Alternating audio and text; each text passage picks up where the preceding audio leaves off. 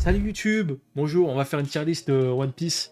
Voilà, tier list antagoniste One Piece. Vous vous dites, il n'y a pas beaucoup de méchants par rapport à la taille de One Piece. C'est-à-dire plus de 1000 chapitres. Mais j'ai pas mis les méchants de merde là, les antagonistes qui puent sa race. Les sbires de je sais pas qui, du Baroque Works, de ce genre de merde, on s'en branle. Hein. La plupart en fait on a oublié voilà. À partir du moment où on a oublié leur blaze, j'ai mis que les méchants principaux qui sont importants dans l'histoire. Le reste, ça dégage. Je vais faire par ordre chronologique, je pense. Ça doit être Arlong. Hein. On va commencer par Arlong. Arlong. C'est que c'est un prototype en fait. C'est le premier méchant de One Piece qui est un peu stylé, qui pue pas trop la merde. Hein, parce qu'avant, on rappelle, on a eu quoi? On a eu, Baggy, pour la blague, hein, c'est marrant 2 secondes. On a eu, comment il s'appelle? Putain, le mec le plus fort que Barbe Blanche. Don Krieg. Lui, les gars. C'est le méchant de l'arc. Hein. C'est le méchant de l'arc. Tout le monde l'a oublié, évidemment. Dernièrement, on l'a vu dans les chapitres en fond. C'est bien la ref. Sartek, ça dégage. Pour parler de Mihawk, en gros, c'est le premier méchant vraiment important. Hein, qui a un build-up sur plusieurs arcs. Mais, vas-y. Ça reste assez basique. C'est intéressant, il introduit le racisme avec les hommes poissons. C'est intéressant. Mais vas-y, je vais le mettre en B. C'est le premier méchant bien introduit, bien construit de One Piece. Stylé, respect pour les anciens, mais c'est basique. Comparé à ce qui arrive, c'est basique. Ensuite, putain, il y a Baggy. Bon, j'aurais pu le mettre avant parce qu'il est avant, mais bon. Baggy. Le problème, c'est que Baggy, il a pas encore fini son arc. C'est-à-dire qu'en vrai, il va encore avoir du développement dans le futur et ça casse les couilles. Du coup, tu peux pas le finir. Genre, Arlong, il est fini. Tu le vois plus dans le manga. C'est fini. Son arc, il est terminé. On n'en parle plus. Baggy, c'est pas le cas. Ouais, bon, il est marrant, quoi. Je suis pas le même au même niveau que Arlong. Arlong, tu vois, c'est quand même sérieux. Il tue des gens. Tu vois, il est sérieux quand même. Oh, c'est un méchant. C'est un méchant, hein. Il est méchant. Il est vilain. Donc, je vais le mettre en C. Voilà. Baggy, voilà. C'était marrant. Lockdown. Ah, t'as fait buter Luffy, Sartek. On passe au suivant. Chronologiquement, c'est qui? C'est Crocodile, hein. Putain, c'est Crocodile. Bah ouais, parce que le reste, c'est le Baroque Works. Et j'ai dit que je mettais pas parce que bon, Mister Nuna, je te les balance, boum, ça fait des explosions. Allez, un peu de sérieux, les gars. Bon, Crocodile, premier vilain de One Piece qui est introduit sur plusieurs arcs. Tu le vois, c'est une ombre, avec sa voix bien grave, en tout cas dans l'animé. Mais tu vois, il en impose. Arlong, il est introduit sur quoi? Sur 1 ou 2 arcs. Avant Arlong Park, déjà au Baratie, Nami elle se barre. Crocodile, lui, c'est vraiment sur plusieurs arcs. Ils te l'introduisent, ils te le font gagner en puissance. Et quand il apparaît, ça c'est stylé. Et puis aussi, bon, c'est le premier ennemi qui vraiment quasiment bute Luffy. Hein. D'ailleurs, le moment où il bute Luffy en parlant sur son crochet, il lui dit bon, tu me prends pour qui en fait? Moi, je suis pas un de ces mecs là de East Blue. Moi, je suis un vrai pirate. Là, ça impose le respect. Premier moment dans One Piece, tu te dis ah ouais, ok, c'est des vrais pirates en fait. Pour moi, en fait, c'est Arlong en mieux. Hein. C'est vraiment juste Arlong en mieux. Mais le truc comparé à Arlong, c'est qu'il a pas fini son arc. Il y a toujours le secret par rapport à Ivankov. On sait pas ce que c'est. Peut-être qu'avant c'était une meuf. On va voir où ça nous mène. Mais pour l'instant, moi, je le mets en. Ensuite, chronologiquement, c'est qui? C'est Ener. Hein. C'est Ener, hein, il me semble. C'est par rapport à comment t'as kiffé Skypiea. Si t'as pas aimé Skypiea, tu penses que c'est un arc filler. Ener, je pense, tu t'en branles. Si comme moi, t'as bien aimé Skypiea, franchement, Ener. Je le mets en A. Ses attaques où il anéantit une île entière, stylé. Quand il apparaît sur le vaisseau, qu'il annihile tout le monde, là, Sanji, Usopp, tout ça, stylé de fou.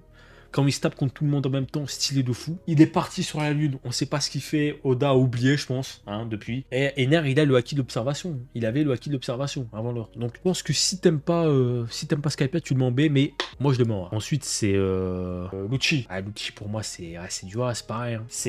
Lucci, c'est le personnage qui a fait péter. Alors bon, c'est pas le personnage qui a fait péter le Gear Second, mais c'est l'antagoniste de l'arc où il y a eu le Gear Second. Donc pour moi, c'est pareil. Révélation de la traîtrise à Water 7. Et récemment, il s'est fait humilier par Luffy. Mais en fait, non, c'est Luffy Joy Boy. Tu veux faire quoi? Bon, barreau d'honneur. Tu te bats, mais bon. À chaque fois, il se fait rétamer en fait. Les seules fois où il se fait pas rétamer, c'est pendant un rêverie quand il se bat contre le roi là des hommes poissons. Bon, il a ce charisme, tu vois, Lucci. Même s'il s'est fait casser la gueule, il est quand même stylé. Ouais, après, putain, je me dis quand même, tu vois, comparé à Croco. Ouais, bon, on va le laisser en A. On va le laisser en A pour l'instant. C'est qui chronologiquement? Je crois que c'est Moria. Hein. Ouais, je crois que c'est Moria. Bon, Moria, allez, ça va partir en C. Hein. C'est l'arc Thriller Bark compliqué. Hein. Vraiment, il pue la merde cet arc. Et Moria, bon. Même dans le manga, il se fait pas respecter, quoi. Il a jamais été stylé, Moria, hein, franchement. C'est son arc pue la merde. Même le seul truc stylé, c'est par rapport à Oz. Son plan par rapport à Oz, il est stylé, tu vois. Réveiller, contrôler le cadavre d'un géant. Mais à part ça, frère, bon, il se fait humilier tout le long du manga. Tu vois, comparé à Lucci, qui lui se fait humilier tout le long du manga, mais arrive à garder sa dignité, ça te rend triste pour le perso. T'es en mode, vas-y, arrête, frère, t'es dépassé, arrête, prends ta retraite. Bon, du coup, Moria, c'est, hein, tu vas rejoindre le clown Baggy. Ça, c'est ta place. Ensuite, je crois, c'est Kizaru, hein. Tac, tac, tac, tac, tac. Ouais, c'est Sabaody, hein, il me semble. Avec ce qui s'est passé sur Egghead, je vais le mettre en A ou B. J'ai quand même envie de le mettre en A, tu vois. Parce que son truc... Bon, déjà, son arrivée sur Sabaody est trop stylé, comme il encule absolument tous les...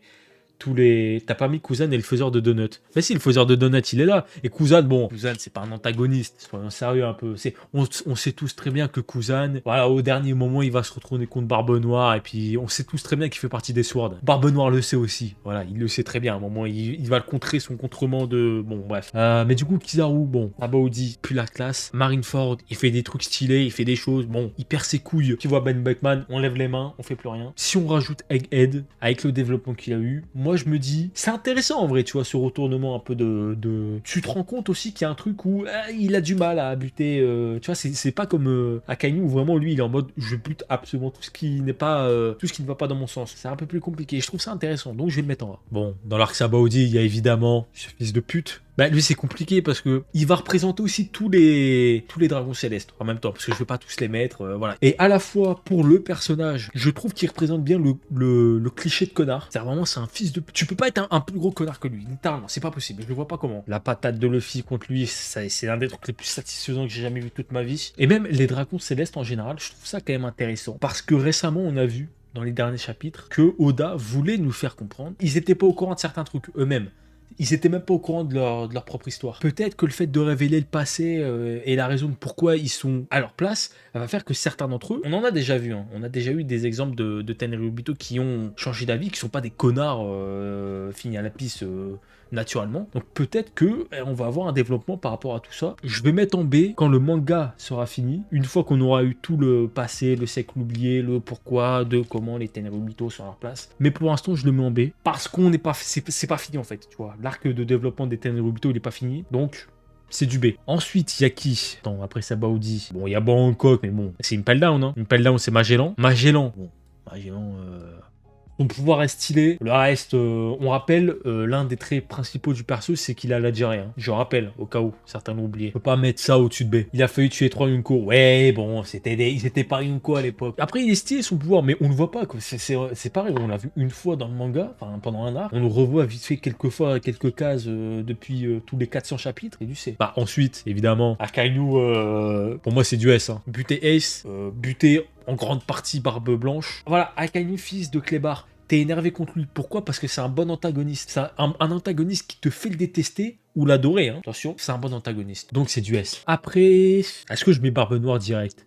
Ouais, je vais mettre Barbe Noire direct parce que finalement c'est là qui prend toute son importance. Bon, Barbe Noire évidemment c'est du S. Hein. Du S, le développement qu'il a depuis. Littéralement, c'était l'arc Skypiea quoi. Enfin juste avant. Le mec en fait a gravi les échelons hein, comme Luffy. Quand justement t'as Luffy Zoro qui disent non, ce serait plutôt il. Et évidemment, l'arc final ce sera avec lui. Donc on n'a pas encore tout son développement en vrai. Hein. Là je le mets en S. C'est comme Akainu finalement. On n'a même pas encore la fin de leur développement et pourtant ils sont déjà en S. Pourquoi? Parce que c'est des très bons archétypes. Barbe Noire, c'est littéralement l'inverse de Luffy. C'est le mec qui a gravi les échelons en étant un gros fils de chien. Là où Luffy, bon, ouais, c'est limite, il l'a pas fait exprès en fait. Donc évidemment, c'est du S. Hein. Ce sera le boss final de Shanks antagoniste. On n'est pas au Mont Corvo ici. Voilà, le frère jumeau de Shanks, voilà. Et oh. Bon, après Marineford, qui se souvient de O.D. Jones? Putain, O.D. Jones, version 2.0 de Arlong. C'est littéralement Arlong du Nouveau Monde. Mais de toute façon, beaucoup de méchants du Nouveau Monde sont des parallèles d'anciens méchants. Hein. On en reparlera après avec un autre. Mais ouais, bon, ça Arlong 2.0, hein,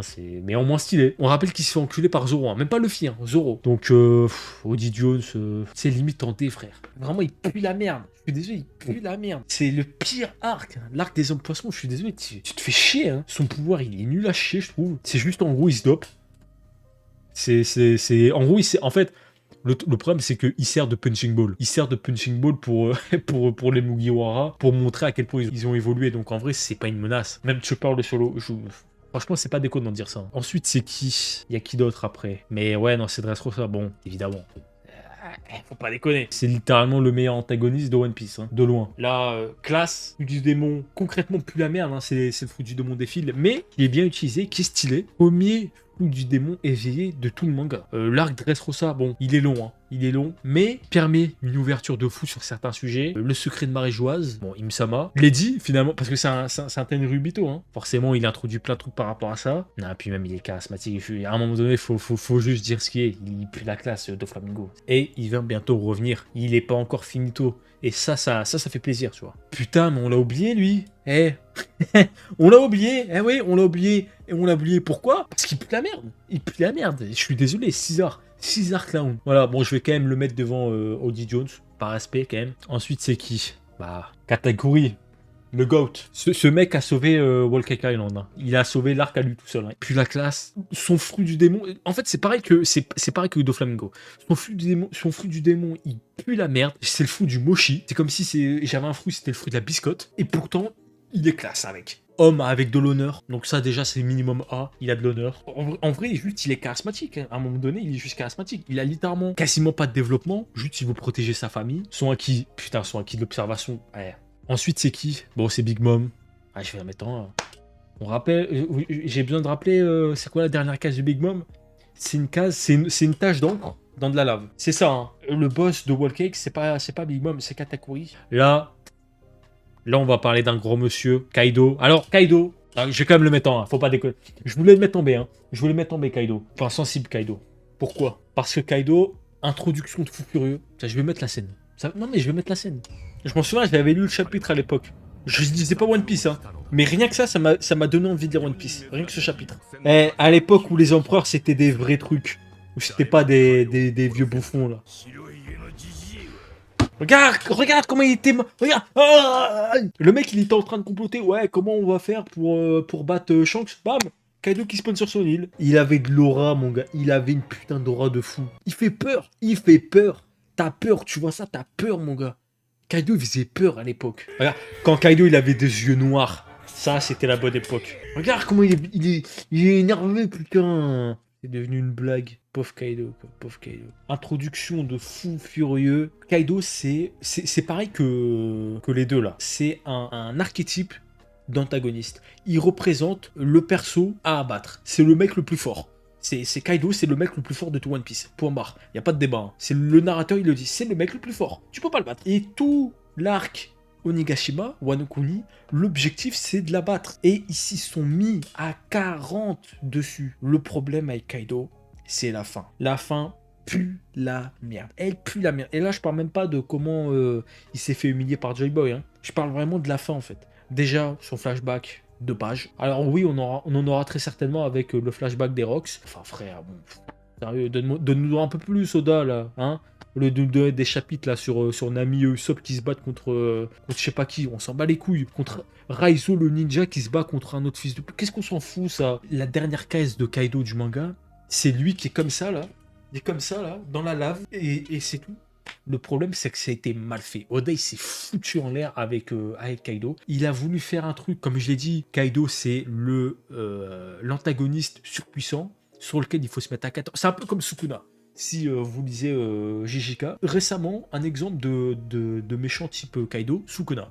C'est le mec, il faut l'abattre et il faut s'y mettre à 40 dessus. Bon, Sukuna aussi c'est raté d'ailleurs, hein, on en reparlera peut-être un jour. Mais Kaido, bah c'est raté parce que bah t'as des gens qui pensent que Luffy maintenant il peut le battre. Il peut battre Kaido, hein. T'as des gens dans leur tête, ils se disent, Luffy Gear 5, il se tape contre Kaido. Et ça c'est problématique. Tout ça pour ça finalement, c'est ça en fait. Tout ça pour ça. Tout ça, c'était autant de combats, autant de chapitres, autant de techniques, autant de trucs pour ça. Décevant.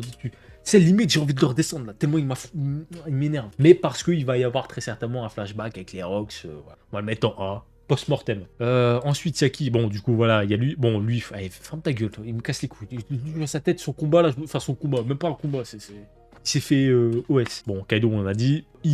Est-ce qu'on peut vraiment juger Im-sama? C'est une ombre, hein. C'est littéralement une ombre pour l'instant. Je peux pas le juger en fait. On va le mettre en A, en B. Il fait des trucs, il ou elle, hein, d'ailleurs. Et ensuite, Saturne. Bon, j'aurais pu mettre tout le Gorosei, mais Saturne, il a quand même eu un plus gros développement que les autres. Je vais le mettre en B en vrai. C'est-à-dire que oui, bon, il est fort. Oui, bon, il a un arc de développement où il a fait des trucs, mais bon. C'est con, hein, parce qu'en vrai, c'est qui la meuf en armure? Ça, c'est pas une meuf, ça. C'est Orochi. Le mec avec qui Kaido il s'est allié là, tu l'as oublié hein? Eh bah voilà. De toute façon, tous ceux qui sont là, on les a oubliés. Hein. Saturne, bon. Après, par contre, il y a un truc qui était con, c'est que le chapitre de sa mort, bon, spoiler, hein, le chapitre de sa mort, il y a un truc qui a été intéressant, c'est que Oda il a voulu dire qu'en gros, parce que Saturne, il y a des siècles, il a pas pété Emmet, je crois, il s'appelle, ouais, Emmet. Et ben en gros, il en paye les conséquences. Mais du coup, Saturne, c'est un peu con parce qu'il y avait un truc à faire, je pense, un peu plus intéressant. Et bon, ça n'a pas été fait. Il est mort, hein, c'est fini. Là, de toute façon, il n'y a plus de développement, il est mort, il s'est fait remplacer. Mais c'est pas trop mal. Bon, bah, c'est pas mal cette tier list. Moi, je trouve qu'elle est pas mal. Je trouve qu'elle est pas mal. Je trouve que le dé est mérité pour les fraudes là. Enfin, au revoir YouTube, voilà. Vous avez kiffé la vidéo, mettez un pouce bleu.